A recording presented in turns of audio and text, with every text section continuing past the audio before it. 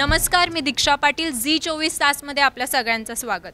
सायन्समध्ये जशी प्रगती होते ना, तसे वेगवेगळे शोध लागतात. तसंच मेडिकल फील्डमध्ये असे अनेक शोध लागले ज्यामुळे आपल्याला अनेकदा आश्चर्य होतं की अरे हे काय, हे नवीन आहे. त्यातच एक आहे IVF. IVF म्हणजे ज्या लोकांना मुलं होत नाहीत किंवा त्याविषयी अनेकांना शंका आहेत की आपण बाळ होत नाही तर काय करायला हवं, त्यांच्यासाठी एक असलेली प्रोसिजर आहे. त्यांच्यासाठी असलेला आजचा हा खास एपिसोड आहे आणि त्यासाठी आज आपल्यासोबत आहे डॉक्टर निशा पणसे. त्यांच्याशी आपण या गोष्टीवर चर्चा करणार आहोत. आणि सगळ्यात महत्त्वाचं म्हणजे की advance genetic test in IVF म्हणजे काय, याविषयी जाणून घेणार आहोत. डॉक्टर, याविषयी अनेकांना माहिती नाही आहे, या कोणत्या टेस्ट असतात आणि त्या कशा करायला हव्या, याविषयी तुम्ही सांगाल? आपण तत्पूर्वी IVF हे काय समजून घेऊया. IVF म्हणजे इन विट्रो फर्टिलायझेशन. तर ज्या दाम्पत्यांना नॅचरली प्रेग्नन्सी राहत नाही आहे तर त्या दाम्पत्यासाठी IVF तंत्रज्ञानाचा वापर केला जातो, ज्यामध्ये आपण स्त्रीचं स्त्रीबीज घेतलं जातं, पुरुषाचे शुक्राणू घेतले जातात आणि हे सगळं जे आहे लॅबमध्ये कल्चर केलं जातं. हे IVF लॅबमध्ये कल्चर करून तयार झालेला जो गर्भ आहे, जो एम्ब्रिओ आहे, तो आपण स्त्रीच्या गर्भाशयात प्रस्थापित करतो. तर हे थोडक्यात IVFबद्दल आपण सांगू शकतो. आता याच्यात ज्या आहेत ॲडव्हान्स जेनेटिक टेस्टिंग्ज आहेत. सो ॲडव्हान्स जेनेटिक टेस्टिंग जे आपल्याला कुठे आणि कधी करायच्या हे आपल्याला खूप महत्त्वाचं आहे.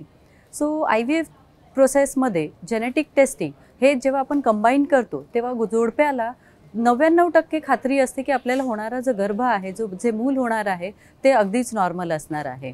तो ज्यांचं वय साधारण 36-37च्या वर असेल किंवा ज्या जोडप्यांमध्ये सुरुवातीपासून काही माहिती आहे की आपल्याला गुणसूत्रांमध्ये काही दोष आहेत किंवा ज्या जोडप्यांना खूप वेळा प्रेग्नन्सी राहूनही गर्भपात होत असेल आणि ज्या केसेसमध्ये काही अंशी मेल इन्फर्टिलिटी हा आजार आढळून येतो, तर त्या जोडप्यांमध्ये ह्या टेस्टिंग आपण डेफिनेटली ॲडवाईज करत असतो. माझे काही सहकारी आहेत, त्यांनाही काही प्रश्न आहेत. नक्कीच मॅडम. आता तुम्ही अनेक कॉम्प्लिकेशन्सबद्दल पण थोडक्यात बोललात. त्याच्यामध्ये मिसकॅरेज असेल किंवा इम्प्लांटेशन फेल्युअर असेल, सिंगल जीन डिसऑर्डर असेल, असे अनेक कॉम्प्लिकेशन्स हे आजकालच्या जोडप्यांमध्ये पाहिले जातात. मग स्पेसिफिकली तुम्ही IVF करण्याचा सल्ला हा कधी देतात? जसं मी म्हटलं की IVF आपल्याला काही अंशी कारणं शोधूनच पुढे जाणं गरजेचं असतं. सो IVF करताना आपण या ज्या सगळ्या गोष्टी आहेत की जिथे रिकरंट इम्प्लांटेशन फेलियर जसं तुम्ही म्हणताय आणि जेनेटिक डिसऑर्डर्स किंवा पहिलं त्यांचं एखादं बेबी जे आहे ते अबॉर्शन झालं असेल किंवा बेबी जे जन्माला आलेलं आहे त्याला काही जेनेटिक ॲबनॉर्मॅलिटी असतील तर त्या केसेसमध्ये आपण IVF विथ जेनेटिक टेस्टिंग असा सल्ला देतो. मॅम, आता जर काही लोकांना बाळ होत नाही आहे, त्यांचं जर काही अनुवंशिक घटक आहे त्यांच्यामुळे त्यांना त्रास होतो, मग त्यांनी IVFची मदत घ्यावी का? डेफिनेटली अशाच जोडप्यांसाठी IVF आणि जेनेटिक टेस्टिंगचा आधार घेतला जातो. तर आता ते कुठल्या पद्धतीने जेनेटिक टेस्टिंग करायची, त्यांची पूर्ण हिस्ट्री आणि जेनेटिक काउन्सिलिंग करून आपण ह्या सगळ्या गोष्टींचा आधार घेऊन पुढे प्रेग्नन्सीसाठी प्रयत्न करत असतो. ज्यावेळेस बायोप्सी करतो त्यावेळेस साधारण म्हणजे जे सेल्स घेतले जातात गर्भाशयातले, तर त्यांनी काही गर्भाशयाला काही इजा होते का, किंवा जर कोणत्या प्रकारे घ्यावेत की जेणेकरून त्याचा पुढे वाईट परिणाम होणार नाही? कारण सर्वांना एक चिंता लागलेलीच असते की गर्भाशयाला काय होऊ नये, प्रत्येकाला ती एक काळजी लागलेली असते.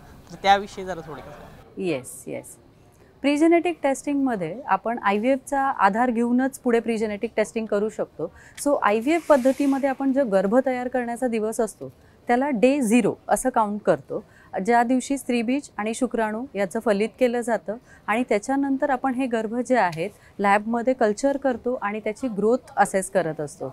सो साधारण 5व्या दिवशीचा गर्भ, 5व्या किंवा 6व्या दिवशीचा, कधी कधी डिलेड एम्ब्रिओ ग्रोथ असते, त्याच्यामुळे आपण 5व्या किंवा 6व्या दिवशीचा जो गर्भ असेल त्याला ब्लास्टोसिस्ट असं म्हणतो. तो ते ब्लास्टोसिस्ट जे असतं ते त्याच्या सेल्स घेऊन ती तपासणी जी आपण करतो त्याला प्रीजेनेटिक इम्प्लांटेशन टेस्टिंगसाठीची एम्ब्रिओनिक बायोप्सी असं म्हणतो.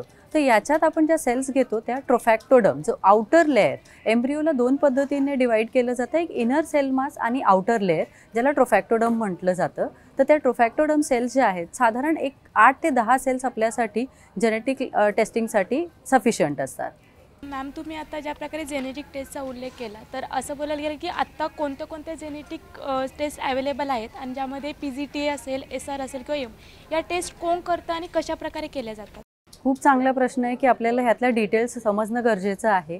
प्रीजेनेटिक टेस्टिंग जे नॉमिनक्लेचर आहे ते 2016 नंतर आलेलं आहे.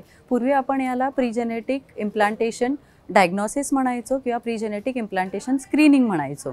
तर यामध्ये आपण 3 पद्धतीने टेस्टिंग करत असतो. Pre genetic testing for aneuploidy, ज्याला आपण PGT-A असं म्हणतो. Pre genetic testing for monogenic disorders, त्याला आपण PGT-M असं म्हणतो. आणि pre genetic testing for structural relocations, तर त्याला आपण PGT-SR असं म्हणतो.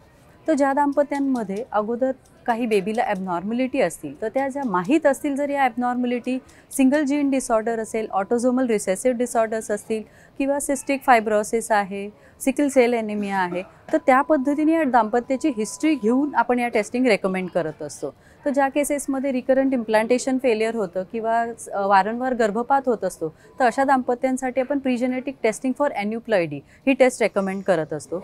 ज्या दाम्पत्यांमध्ये आपल्याला माहिती आहे की त्या एका कपलपैकी कोणाला तरी ट्रान्सलोकेशन्स आहेत, क्रोमोझोमल ॲबनॉर्मॅलिटी आहेत, तर त्या केसेसमध्ये हे जे क्रोमोझोमल रिअरेंजमेंट असते ती चेक करण्यासाठी आपण PGT-SR ही टेस्ट रेकमेंड करतो.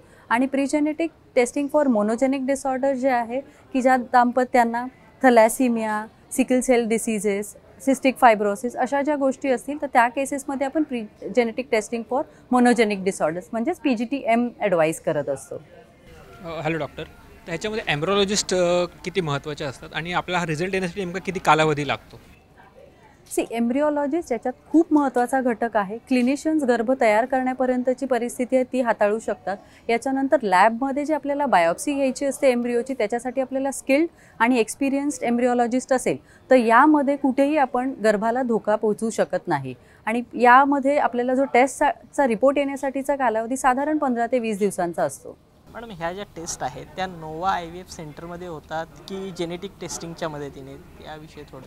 आपण जसं म्हटलेलं आहे की प्रीजेनेटिक टेस्टिंगमध्ये आपण एम्ब्रिओची जी बायोप्सी घेतो ती डेफिनेटली आपण IVF लॅबमध्येच घेतो. तर नोवाच्या सगळ्या सेंटर्समध्ये ही टेस्टिंग अवेलेबल आहे. आणि याच्यानंतर घेतलेली जी बायोप्सी आहे, ज्या सेल्स आहेत, त्या जेनेटिक टेस्टिंगसाठी लॅबमध्ये पाठवल्या जातात. तो जेनेटिक टेस्टिंग भारतामध्ये काही कमी प्रमाणातच आहे. तर त्या लॅब्स साधारण दिल्ली, चेन्नई, बँगलोर, हैदराबाद या ठिकाणी आहे. तर तिथे आपल्याला या टेस्टिंगसाठी रिपोर्टिंग करायला पाठवावं लागतं. मॅम, तुम्ही आता जो एम्ब्रियो सॅम्पलचा जो उल्लेख केला, ते एम्ब्रियो सॅम्पल जे पाठवताना नक्की कोणती काळजी घेतली जाते? एम्ब्रिओ सॅम्पल पाठवताना डेफिनेटली आपल्याला कूलिंग जे आहे ते खूप महत्त्वाचं असतं की या सेल्स कुठल्याही पद्धतीने डॅमेज नाही झाल्या पाहिजेत. आणि व्यवस्थित प्रकारे लेबल करून आपण या टेस्टिंग ज्या आहेत लॅबमध्ये पाठवतो. पण तत्पूर्वी जेव्हा आपण बायोप्सी घेतो तेव्हा काही अंशी आपल्याला ज्या प्रिकॉशन्स घ्यायच्या असतात त्या डेफिनेट घेणं गरजेचं असतं. To get the correct result आपल्याला टेस्ट व्यवस्थित परफॉर्म करणं खूप गरजेचं आहे. या प्रिकॉशनरी टेस्टमध्ये आपल्याला बेसिक असतं की ट्रोफॅक्टोडर्म सेल्स ज्या आहेत तर तिथे कुठेही कंटॅमिनेशन नाही झालं पाहिजे. जेव्हा आपण एम्ब्रिओ होल्ड करतो आणि बायोप्सी घेतो, सो एम्ब्रिओ जेव्हा आपण मायक्रोस्कोप खाली बघतोय तर ते पिपेट जी आहे ज्याने आपण एम्ब्रिओच्या सेल्स सक केल्या जातात, तर ते आपण ट्यूब्समध्ये जेव्हा ट्रान्सफर करत असतो तेव्हा कुठेही कंटॅमिनेशन नाही झालं पाहिजे.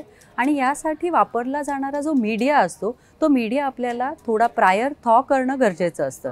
सो अशा पद्धतीचं काही काळजी घेतली तर आपल्या एम्ब्रिओला कुठलाही प्रॉब्लेम क्रिएट होत नाही जेव्हा आपण बायोप्सी घेतोय. मॅडम, हे संपूर्ण ज्यावेळी टेस्ट केली जाते आणि ज्यावेळेस रिझल्ट येतात, ते रिझल्ट कोणत्या प्रकारचे असू शकतात आणि काय काय प्रकारचे हे सर्व रिझल्ट? आता सगळ्यात महत्त्वाचा प्रश्न आहे की रिझल्ट आपण कसा इंटरप्रिट करावा. सो हे रिझल्ट जेव्हा येतात तर रिझल्ट असा येऊ शकतो आपल्यासाठी की एम्ब्रिओ युप्लॉइड आहे, अनयुप्लॉइड आहे किंवा मोसॅसिझम आपल्याला नोट केलेला आहे. सो जेव्हा युप्लॉइड एम्ब्रिओ म्हणजे नॉर्मल एम्ब्रिओ आहे की ज्या एम्ब्रिओमध्ये कुठल्याही प्रकारचा कसलाही डिफेक्ट नाही आहे, सो असा एम्ब्रिओ आपण गर्भाशयात गर्भ सोडण्यासाठी आपण तयार ठेवू शकतो. दुसऱ्या पद्धतीत जेव्हा ॲन्युप्लॉइड असा रिपोर्ट असतो तेव्हा डेफिनेटली आपण स्पेसिफिक काहीतरी टेस्ट केलेली असते किंवा स्पेसिफिक जेनेटिक डिसऑर्डर त्याच्यात मेन्शन झालेली असते, तर असा गर्भ आपण गर्भाशयात सोडण्याचा सल्ला कपल्सना देत नाही. आणि मोसॅसिझम जे आहे की ज्याच्यात आपल्याला खूप संदिग्ध प्रकारचा रिपोर्ट येतो, इनकन्क्लुझिव्ह रिपोर्ट असतो बऱ्याच वेळेला की ज्याच्यात नॉर्मल सेल्स पण मिळतात आणि ॲबनॉर्मल सेल्स पण मिळतात. मग अशा पद्धतीचा एम्ब्रिओ आपण गर्भाशयात सोडावा का? तर याच्यातही आपल्याला असं की मोसॅसिझम जे आहे नॉर्मल एम्ब्रिओमध्ये जो 80% दिसत असेल नॉर्मल सेल्स, सो डेफिनेटली आपण असा सल्ला देऊ शकतो. आणि या कपलला आपण प्रेग्नन्सीमध्ये मॉनिटर करू शकतो. काही टेस्टिंग्स असतात की ज्याच्यामध्ये आपल्याला गर्भामध्ये काही दोष नाही आहे हे आपण प्रेग्नन्सी राहिल्यानंतरही डिटेक्ट करू शकतो. आणि ज्या केसेसमध्ये मोसॅसिझममध्ये नॉर्मल ज्या सेल्स आहेत त्या 20% पेक्षाही कमी जर असतील, सो डेफिनेटली हा एम्ब्रिओ आपण डिस्कार्ड करण्याचा सल्ला देतो आणि आपण हा गर्भाशयात सोडण्याचा सल्ला अजिबात देत नाही. तर मॅम आता तुम्ही सांगितलं प्रोसिजर खूप मोठे आहेत, तर असं कोणत्या ज्या टेस्ट आहे की कळतं की बाळ हेल्दी आहे का? सित आपण जसं जेनेटिक टेस्टिंगमुळे डेफिनेटलीच कळतं आणि आय व्ही एफच्या प्रोसेसमध्ये आपण एम्ब्रिओ जो आहे मॉलिक्युलर लेवलला आणि जेनेटिक लेवलला दोन्ही लेवल्सला चेक केलेला जेव्हा असतो तेव्हा डेफिनेट आपल्याला चांगला रिझल्ट येतो आणि बाळ हेल्दी असण्याची शक्यता खूप जास्त चांगली आहे. आता मगाशी अनुष्काने त्या टेस्टबद्दल विचारलं, याच्यात 100% गॅरंटी असते का की बाळ हे हेल्दीच असणार आहे, त्याच्यात काही जेनेटिक इश्यू नसणार वगैरे? सी डेफिनेटली या टेस्ट ज्या असतात जसं मी म्हटलं आपण ट्रोफॅक्टोडम बायोप्सी घेतो कारण की गर्भाची जी अवस्था असते त्याचा आउटर लेअर ट्रोफॅक्टोडम असतो, तर याच्यामध्ये काही अंशी आपल्याला डिटेक्शन जे आहे ते करता येत नाही आणि या रिझल्टचं सेन्सिटिव्हिटी 98 to 99% आहे. सो डेफिनेटली एवढ्यापर्यंत तरी आपल्याला कळूच शकतं आणि मोसॅसिझम एक चॅलेंज आहे आपल्यासाठी की ज्याच्यात आपल्याला इनकन्क्लुझिव्ह रिपोर्ट मिळतो. मॅम आपण आता रिपोर्ट्सबद्दल बोलतोय, टेस्टिंग्सबद्दल बोलतोय, PGT असेल किंवा जेनेटिक टेस्टिंग असतात, या नॉर्मल आपल्या लॅब टेस्टिंग असतात तशा असतात का काही वेगळ्या पद्धतीच्या कुठल्या वेगळ्या टेस्ट असतात त्या? सी नॉर्मल लॅब टेस्टिंगमध्ये जिथे आपण साधारण ब्लड दिलं जातं, युरिन सॅम्पल दिलं जातं, तर या पद्धतीच्या या टेस्ट नसतात. या मायक्रोस्कोपिक लेवलवर आपण एम्ब्रिओच्या सेल्स काढून या टेस्ट जेनेटिक लॅबला पोहोचवलेल्या असतात. त्या पद्धतीत आपल्याला कपलला ॲच काही सॅम्पल द्यावे लागत नाहीत, पण जो गर्भ आहे त्याच्या सेल्स आपण लॅबमध्ये पोहोचवत असतो.